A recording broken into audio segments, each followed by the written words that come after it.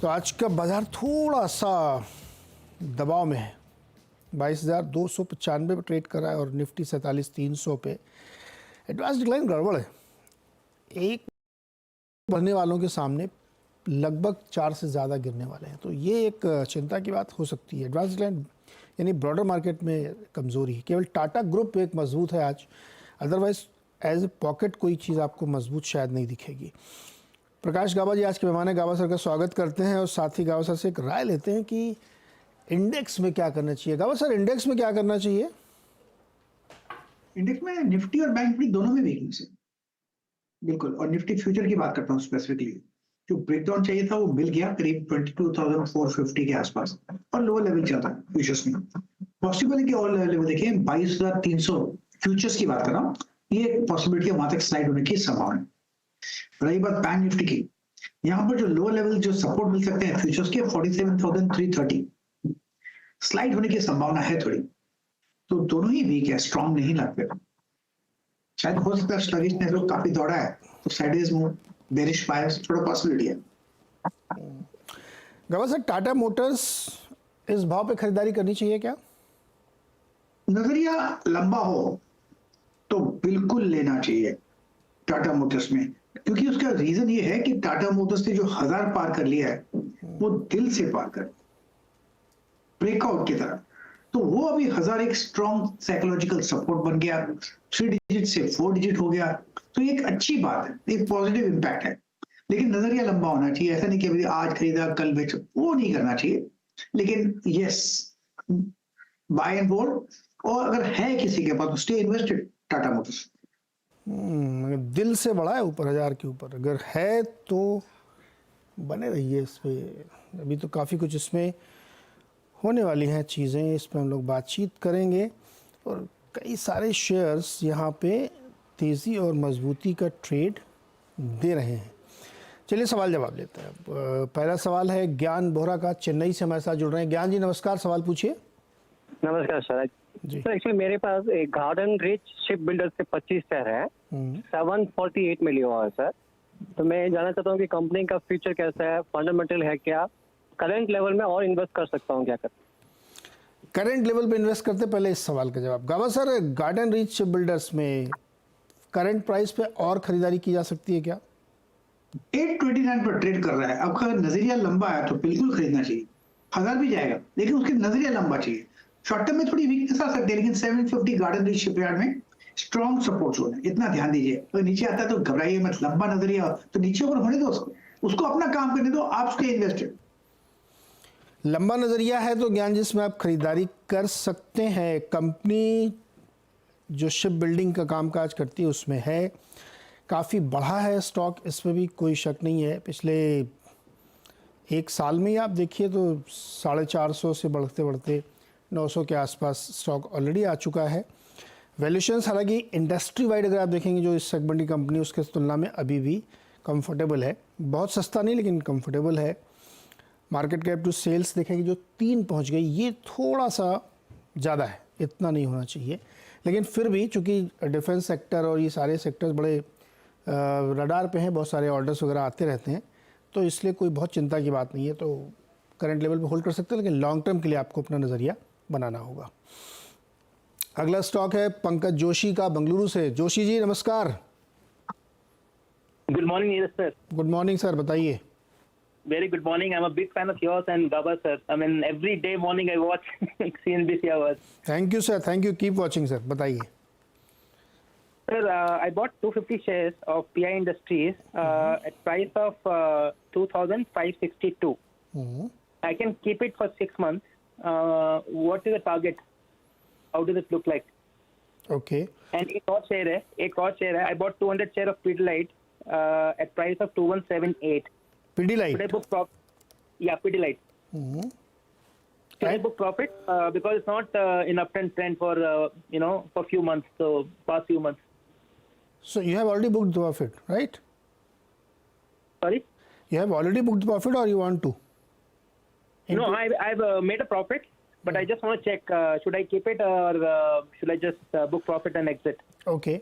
Gauba sir, 1 by 1। PI industries 2562 2562 पे इन्होंने लिया है PI इंडस्ट्रीज को।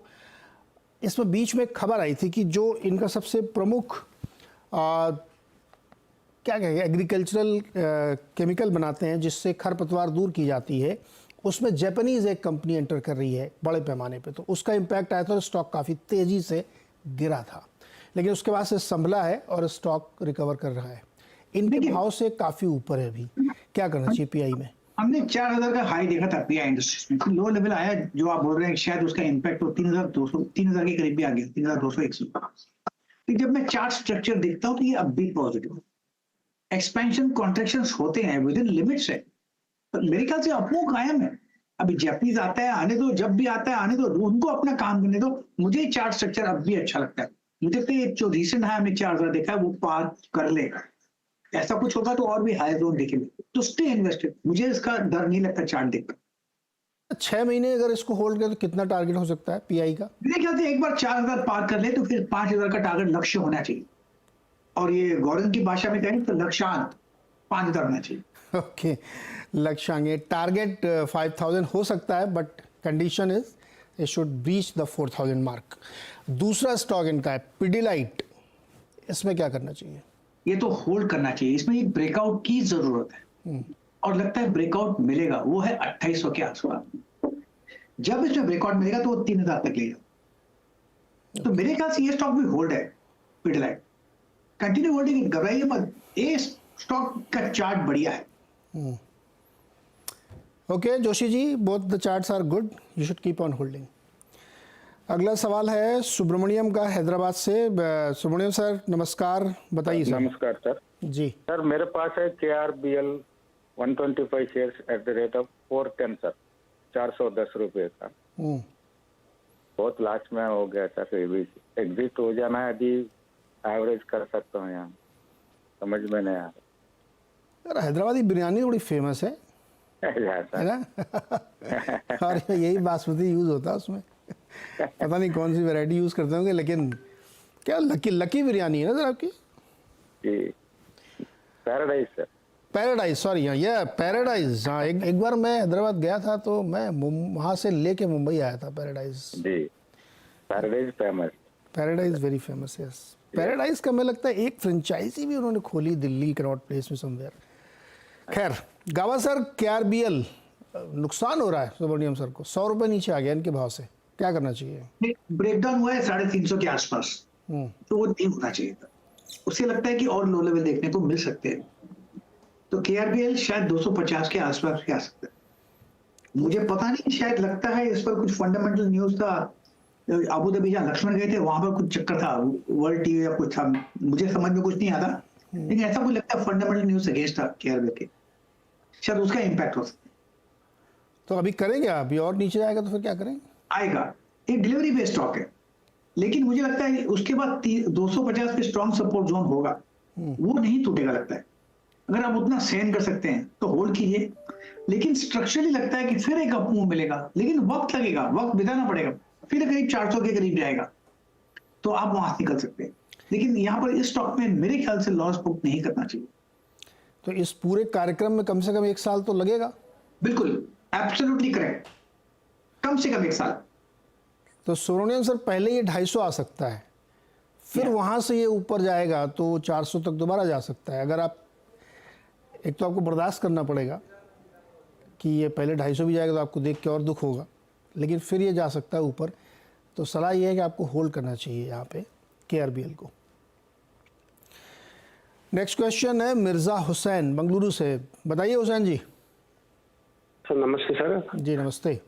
आपकी CNBC पूरी आपकी स्टाफ को धन्यवाद, आपका चैनल बहुत हमेशा मैं देखता हूँ, आपका फैन हूँ आपके चैनल का। बहुत बहुत शुक्रिया सर, बहुत बहुत शुक्रिया। और स्पेशली बग्गा साहब के जितने भी जो आते हैं प्रोग्राम्स में पूरा देखता हूँ, बग्गा साहब ने हमेशा सही सलाह देते हैं जी। हाँ सर, मेरे पास बंधन बैंक और बलरामपुर चीनी 2 शेयर्स हैं सर। बंधन बैंक मैंने लिया है 2000 शेयर्स हैं 214 से। ओके। और बलरामपुर चीनी है मेरे पास, वो भी 2000 शेयर्स हैं 390 के भाव में। सर इसको क्या मैं कितना तक समय तक होल्ड कर सकता हूँ? उसका शॉर्ट टर्म टारगेट क्या हो सकता है? दोनों के लिए ना? हाँ सर। गावा सर, बंधन बैंक 214 पे लिया, इन्होंने अब 200 आ गया है, और बलरामपुर चीनी 390 पे लिया, वो शायद 370 के आसपास आ गया है। दोनों स्टॉक नीचे आ गए इनके प्राइस से। दोनों में शॉर्ट टर्म के लिए कोई टारगेट, स्टॉप लॉस? बंधन बैंक की बात करें तो बेसिक स्ट्रक्चर इसका वीक है। इनफैक्ट आज बाय सिग्नल भी आया था मेरे रडार में, लेकिन मैंने दिया नहीं क्योंकि इसका स्टार्ट स्ट्रक्चर वीक है। स्ट्रेंथ होता तो मैं जरूर देता। इसमें एक अपमूव मिलेगा, लेकिन अपमूव मिलेगा ऊपर जाएगा, लेकिन नीचे आने के लिए, क्योंकि स्ट्रक्चर अब तक बिगड़ा हुआ है। आपकी कॉस्ट पास में है 214 के आसपास, तो जब भी 214 के आसपास से आता है आप निकल जाइए उनसे। बंधन बैंक से तो आउट हो जाएगी। अब उसके 214 के बाद निकलने के बाद 200 300 भी जाए, अब जाने दो उसको, आप निकल जाओ। रही बात बलरामपुर चीनी की, यहां पर लगता है कि ये सपोर्ट जोन के इर्द गिर्द ट्रेड कर रहा है। बेसिक स्टार्ट स्ट्रक्चर ठीक ही है, बुरा नहीं है। यहां से एक अपमूव मिलेगा, ऐसा कुछ मिलेगा तो 400 450 ये एक जोन है, वहां तक जा सकता है, वहां पर आप एग्जिट कर सकते हैं, लेकिन उसे वक्त लगेगा। दोनों में एग्जिट करना है मेरे साहब आपको। राइज पे आपके प्राइस से ऊपर जब जाएगा ये थोड़ा बहुत, तो आपको दोनों से एग्जिट लेना है, बंधन बैंक से भी और बलरामपुर चीनी से, क्योंकि टेक्निकली अच्छे नहीं लग रहे हैं, और मान लीजिए पूरे मार्केट में दबाव रहेगा तो फिर ये स्टॉक परफॉर्म नहीं कर पाएंगे, शायद मुश्किल है इसमें। तो एग्जिट पे राइज करिएगा, राइज पे एग्जिट करिएगा। अच्छा, अगला सवाल है रामकृष्ण का, हैदराबाद से। रामकृष्ण जी नमस्कार, पूछिए सर। नमस्ते सर जी नमस्ते। मेरा नाम राम है, हैदराबाद से बात कर रहा हूँ जी। इंडिया सीमेंट 1000 शेयर्स 239 पर फरवरी फर्स्ट वीक में खरीदा सर।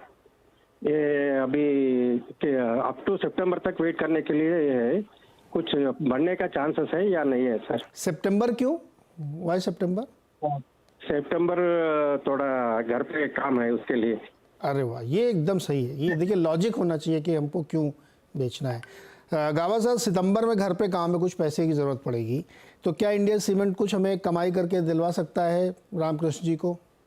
अभी सितंबर के पहले 250 260 चला जाए तो निकल जाएगा। जब भी जाता है 250 260 निकल जाएगा, क्योंकि वहां पर रेसिस्टेंस। लेकिन बेसिकली चार्ट ठीक ही है, थोड़ा डिप मिल सकता है, लेकिन डिप से फिर एक अपमूव मिलेगा। लेकिन 250 260 के आसपास डेफिनेट रेसिस्टेंस है, वहां पर निकल जाएगा सितंबर और 9 सितंबर, कम सितंबर। ओके, सितंबर और 9 सितंबर जब भी 250 से 260, 250 टू 260 के बीच में हो तो रामकृष्ण जी आप निकल लीजिएगा। वो जून भी हो सकता है, जुलाई भी हो सकता है, या 1 सितंबर भी हो सकता है। उसके बाद फिर मत रुकिएगा इसमें। ओके, अगला सवाल लेते हैं रमेश जाधव का, पुणे से हमारे साथ जुड़ रहे हैं। रमेश जी नमस्कार। हाँ नमस्कार। नमस्कार सर, बताओ जी। सर को भी नमस्कार। सवाल बताओ सर। या सर, मेरे पास है नज़ारा टेक्नोलॉजी 160 शेयर्स, मैंने 750 के आसपास के भाव पे लिया था, और मैं लॉन्ग टर्म रुक सकता हूँ इसमें, तो जो सलाह चाहिए कि क्योंकि ये 900 तक चला जाता है फिर नीचे आ जाता है, बहुत ही वॉलेटाइल लग रहा है, इसलिए मैं सोच रहा हूँ कि क्या करूँ इसमें। गेम की तरह है एकदम, ये गेम वाली कंपनी भी है। गेम खेलते हैं ना आप? हाँ सर। गेम खेलते हैं, गेम, वीडियो गेम हाँ, खेलते हैं? गेम खेलता तो नहीं हूँ, लेकिन इन्वेस्ट करके रखा है, क्योंकि that is happening thing nowadays. नहीं, आपने कहा ना ये 900 तक जाके फिर नीचे आता है, तो सांप सीढ़ी टाइप का मामला इसमें बनता है। गावा सर, नज़ारा टेक्नोलॉजीज 750 में उन्होंने खरीदा, 735 चल रहा है, ऊपर जाता है फिर नीचे आ जाता है, फिर ऊपर जाता है फिर नीचे आ जाता है। इसमें तो जीरोधा वाले दोस्तों ने भी खरीदा है काफ़ी। क्या लगता है आपको, नज़ारा में इनको रुकना चाहिए रमेश जी को? मुझे इसका नज़ारा का चार्ट स्ट्रक्चर वीक मिल रहा, क्लियर। एक तो 1000 में रेसिस्टेंस है, और जब लिस्टिंग हुआ लिस्टिंग के नीचे ट्रेड करा, ये नेगेटिव है। लिस्टिंग के ऊपर ट्रेड तो ठीक है। अब जिसने लिस्टिंग के बाद खरीदा वो तो आज दुखी है बेचारे। तो जब लिस्टिंग का प्राइस आता है तो वो बोलेंगे चलो निकल गया है, नो प्रॉफिट नो लॉस, या मुद्दल में नुकसान करके निकल जाएंगे। तो वहां पर तो स्ट्रॉन्ग रेसिस्टेंस है और लिस्टिंग के नीचे ट्रेड करा है, ये साइन ऑफ वीकनेस है। तो आपको अगर मौका मिलता है, मुझे अगर मौका मिलता है तो मैं तो निकल जाता। जैसे ही बाउंस मिलता है मैं तो निकल जाता। बाउंस में निकल जाइएगा। अच्छा, मान लीजिए बेच दें, बाउंस मिल जाए, इनके भाव से ऊपर निकल गए, रमेश के निकल गए, तो कहाँ डालें फिर वो पैसा? वो पैसा बहुत स्ट्रॉन्ग है। आप CNBC आवाज देखिए, रोज देखिए, आपको बहुत अच्छे अच्छे विकल्प मिलेंगे। मैं प्रोमो नहीं कर रहा, प्लग नहीं कर रहा, लेकिन अब मुझे इतना कुछ ध्यान नहीं। लेकिन आप जब पैसा निकालिए, उसके बाद जब पैसा हाथ में है, उस दिन से आप लगातार 3 दिन देखिए CNBC आवाज, और आपको बहुत अच्छे अच्छे स्टॉक मिलेंगे। ओके, तो राइज पे निकलना है, और फिर आवाज़ तो खैर देखते रहते हैं रोज, वो देखना है, उसमें आपको आइडियाज़ मिलेंगे आपको कहाँ पैसे लगाने हैं।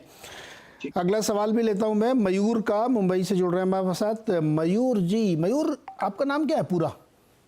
मयूर रोम। रोम में बसा। क्या बगल से कोई बोल रहा रोमियो बोलो ऐसा? नहीं कौन है बगल में, आपके दोस्त हैं क्या? नहीं वो तो टीवी चल रहा है उसमें। अच्छा बताइए मयूर जी, क्या सवाल है आपका? तो नमस्कार नीरज जी, गावा सर। तो मेरा सवाल है सर, हिंदुस्तान पेट्रोलियम के मेरे पास 60 शेयर्स है 280 के भाव में, और मेरा नजरिया 3 से 4 महीने का रुकने का है, और तो ये ऑलमोस्ट और कहाँ तक जा सकता है, या फिर अभी प्रॉफिट बुक कर लिया जाए? यार पैसा तो आपका बन रहा है, अच्छा डबल हो गया। अब सर मुनाफा हो रहा है इनको तगड़ा, लेकिन ये कह रहे हैं कि और चाहिए, दिल मांगे मोर, 6 महीने और रुकें क्या? सबसे पहले एक स्टॉप लगाए। हाँ। वो स्टॉप होना चाहिए 500 के नीचे, ट्रेलिंग स्टॉप। अब ट्रेड कर रहा है 525, मतलब 25 रुपए का डिफरेंस है। हाँ। अब इसको ट्रेंड को राइड करना चाहिए। अगर 525 से 550 हो जाता है तो स्टॉप को लगाइए 525, डिफरेंस 25 ही रखिएगा। जब तक इसको जाता है जाने दीजिए। एक बार 25 कट हो गया आपका, आप निकल जाइएगा, तो आपका रिस्क 25 का ही है। Ride the trend and enjoy the ride. HPCL। Okay, तो 500 के स्टॉप लॉस पे आप रहिए मयूर जी। अगर वहाँ से टूटे तो आप निकल जाइए, तब भी आपका मुनाफा होगा। OMCs में एक ही रिस्क है कि अगर सरकार ने दाम कटवा दिए पेट्रोल डीजल के, तो कंपनियों पे प्रेशर आ जाएगा। अब कुछ लोग ये कहेंगे कि इलेक्शन का डेट अनाउंस होने वाली है अगले हफ्ते, उसके बाद तो सरकार कुछ नहीं कर पाएगी। तो मैं उनको ये बताना चाहता हूँ कि ये कंपनी है, ये स्वतंत्र रूप से काम करती हैं, इसलिए इनको ये कर सकती हैं, इनके लिए कोई रोक नहीं है। दे कैन डू इट, ये इनका अपना डिसीजन हो सकता है। खैर एनीवे, ये आप ध्यान रखिएगा कि इसमें आपको 500 पे स्टॉप लॉस लगाना है। अगर वहाँ टूटता है तो फिर आप निकल जाइएगा, फिर बाद में अगर मौका मिलेगा तो हम लोग फिर री एंट्री के लिए देखेंगे लेवल किस में। अच्छा, इस बीच हम एक खबर बताना चाहते हैं आपको, जो सुबह आई थी डिटेल उसका। टाटा मोटर्स ने एक मेगा मर्जर प्लान का ऐलान किया है, जिसके तहत कंपनी अपने CV और PV यानी पैसेंजर और कमर्शियल व्हीकल को अलग अलग कर देगी और दोनों की फिर होगी लिस्टिंग। इसकी मंजूरी बोर्ड ने दे दी है। ज़्यादा डिटेल बातचीत करते हैं मेरी सहयोगी हर्षदा से, सीधे चलते हैं उनके पास। टाटा मोटर्स अब यहां से स्पीड पिकअप करता हुआ दिखाई देगी, क्योंकि कंपनी ने एक बड़ा बिजनेस प्लान सामने रखा है। पहले तो कंपनी अपने कारोबार को 2 हिस्सों में बांटने की तैयारी में है। दोनों कंपनियां आगे चलकर लिस्ट भी होने वाली है। 2 बिजनेसेस क्या रहेंगे, एक रहेगा कमर्शियल व्हीकल का बिजनेस और दूसरा रहेगा कंपनी का पैसेंजर व्हीकल का बिजनेस। अब PV बिजनेस में इलेक्ट्रिक व्हीकल्स भी आएंगे और साथ ही साथ JLR का कारोबार भी जुड़ता हुआ दिखाई देगा। कंपनी कह रही है कि 12 से 15 महीने लग सकते हैं इस पूरे डीमर्जर को अमल में लाने के लिए, क्योंकि NCLT में मामला पहले जाएगा, फिर अप्रूवल के बाद ही डीमर्जर फाइनलाइज होगा। शेयर होल्डर्स के लिए बड़ी वैल्यू अनलॉकिंग यहां पर होने के आसार बनते दिखाई दे रहे हैं, ये कंपनी का मानना है। कंपनी ये भी कहती है कि अलग अलग बिजनेसेस की सिनर्जी अलग है, उस लिहाज से बिजनेस स्केल कर पाएंगे, उस लिहाज से अलग बिजनेस प्लान्स भी दोनों ही कारोबार CV और PV के लिए बनते हुए दिखाई देंगे। यही नहीं, अब कंपनी फोकस अपने EV कारोबार पर ज्यादा बढ़ाने वाली है। JLR के पर्सपेक्टिव से देखें तो JLR के लिए एक अलग स्ट्रैटेजी भी तैयार कंपनी करती हुई दिखाई देगी। इस पूरे डीमर्जर पर कंपनी के चेयरमैन N चंद्रशेखर ने भी कहा है कि डीमर्जर से शेयर होल्डर्स की वैल्यू दरअसल बढ़ती हुई दिखाई देगी और आगे चलकर जब बिजनेस को एक्सपैंड करना है तो वो आसानी से होता हुआ दिखाई देगा। अब ब्रोकरेजेस की राय साफ है, कुछ को पसंद आ रहा है ये डीमर्जर। नोमरा 1067 का टारगेट दे रहा है, मॉर्गन स्टैनली, JP मॉर्गन हजार के ऊपर के टारगेट्स दे रहे हैं, इन्वेस्टेक कह रहा है 900 तक का टारगेट रहेगा। वैल्यू डिस्कवरी बड़े पैमाने पर इस डीमर्जर से आती हुई दिखाई देगी, लेकिन वैल्यूएशन में ज्यादा बदलाव होने के आसार नहीं है। तो टाटा मोटर्स की खबर पर ध्यान रखिएगा, इसमें समय लगेगा 12-15 महीने, NCLT में जाएगा, लंबा प्रोसेस होता है ये सब कुछ, फिर वो आके रीलिस्ट होंगी, डीलिस्ट होंगी, ये सब चीज़ें काफ़ी चीज़ें होंगी। तो इसलिए एकदम कूद के कोई फैसला नहीं लेना है। स्टॉक 10% ऊपर खुला था और अब सिर्फ 5% बचा है, ये ध्यान रखिए, क्योंकि स्टॉक में बहुत बड़ा रनअप आ चुका है पिछले 4-6 महीनों के दौरान। अच्छा गावा साहब, 2 सवाल और, एक नमन देवड़ा जी हैं, उन्होंने सवाल लिखे, एक तो जी एंटरप्राइजेज में और दूसरा है UPL में। जी के इनके पास 950 शेयर हैं, एवरेज प्राइस 260, और UPL के इनके पास 400 शेयर है, एवरेज प्राइस 566। क्या करना चाहिए इनको? जी से तो मुझे वीक लगता है सर, तो मुझे तो यहाँ पर सी में कुछ trade on the long side नजर नहीं आते। हाँ, ये 165 पार कर लेगा तो थोड़ा अपमूव मिलेगा, 175 180 एक ट्रेडिंग बैट है, तो इनको एक अपमूव का एडवांटेज लेकर निकल जाना चाहिए, क्योंकि बेसिक चार्ट स्ट्रक्चर जी का वीक है, तो इस स्टॉक में होना नहीं चाहिए। इनका जो एक इवेंट होने वाला है वो इवेंट होने दीजिए, उसके बाद जो करना है कर लीजिए, प्रीएम्प्ट मत कीजिएगा इवेंट को, तो आउट। नहीं, बट यूपीएल की, यूपीएल का स्टार्ट बढ़िया है। आज मैंने ये स्टॉक शायद क्विक सिग्नल्स में दिया था, अपमूव मिला, टारगेट 490 था, वो अचीव हो चुका, अपमूव ऑन है। 475 का कोई स्टॉप लगा चले और थोड़ा उसको राइड को प्ले करना चाहिए, तो फिर शायद 520 530 भी देखेंगे, लेकिन बाई मोड पर है और इंटरडे में भी बाई सिग्नल जनरेट हुआ है यूपीएल में। ओके, यूपीएल में बाई मोड जनरेट हुआ है, होल्ड करिए। जी कमज़ोर लग रहा है अभी भी। अच्छा, if I am remembering correct, 12 मार्च को शायद एनसीएलटी में इनकी सुनवाई है उस मामले की। अभी वो झंझट चल ही रहा है सोनी वाला। कल एक बड़ी भारी खबर छपी थी कि 1000 करोड़ का एबिटा करेंगे, सब तमाम बातें चल रही हैं, लेकिन स्टॉक प्रेशर में और आपके भाव से तो बहुत नीचे है, तो वो बहुत दिक्कत कर रहा है। अच्छा, एक और सवाल लेते हैं। smithmoney.com, इन्होंने एक ट्विटर पर सवाल भेजा है, एसबीआई के इनके पास 638 शेयर हैं 709 के भाव पे, can I hold it for long term? बिल्कुल होल्ड करना चाहिए, 777 पर ट्रेड करें, बढ़िया स्टॉक है। हमने पिछली बार किया था कि आपकी बार 700 पार हो गया, आइए और भी ऊपर देखेंगे। 765 770 स्ट्रॉन्ग सपोर्ट जोन है, ट्रेड करा है 777 पर। इसमें बाय मोड पर है, वीकनेस नहीं है, डिप्स मिलती है, एब्जॉर्ब होती है, फिर एक अपमूव रिज्यूम होता है, तो इट्स होल्ड एसबीआई होल्ड करिए। निर्भय तिवारी, और ये इन्होंने सुजलॉन एनर्जी के 1000 शेयर खरीदे 47 रुपए पर, और अब इनका मन है कि एवरेज और कर लूं, मतलब और खरीद लूं क्या? देखिए, मुझे Suzlon from a long term perspective 5 साल के हिसाब से अच्छा लगता है। शॉर्ट टर्म में थोड़ी वीकनेस हो सकती है, थोड़ा डिप मिल सकता है, क्योंकि बहुत अच्छा दौड़ा है 10 रुपए से 50 रुपया, तो 50 रुपए पार करना है, फिर 100 जाना है, उसके लिए थोड़ा वक्त गुजरना पड़ेगा, तब जाके 50 पार होगा। इतना इजी पार नहीं होगा, वीक हैंड जब तक निकलेंगे नहीं और स्ट्रॉन्ग हैंड जब तक आएंगे नहीं, तो 50 पार नहीं करेगा, तो थोड़ा डिप का पॉसिबिलिटी है। लेकिन ये अगर 5 साल का नजरिया अच्छा है तो मेरे ख्याल से सुजलॉन ठीक है। 5 साल का नज़रिया हो तो सुजलॉन में बाइंग की जा सकती है। अमित का सवाल क्विकली लेते हैं। डेटा पैटर्न्स के 100 शेयर हैं 2500 पर, एस्ट्रल के 100 शेयर हैं 2133 पर, 1 साल का नज़रिया है इनका। कौन सा बताया आपने? पहला sir data patterns. Data patterns मैं देखता हूँ, मैं नंबर बताऊं क्या आपको? डेटा इंफ्रा, डेटा पैटर्न्स, हाँ डेटा पैटर्न्स डेटा 54। पैटर्न, हाँ बढ़िया बढ़िया स्टॉक है, बिल्कुल बढ़िया है।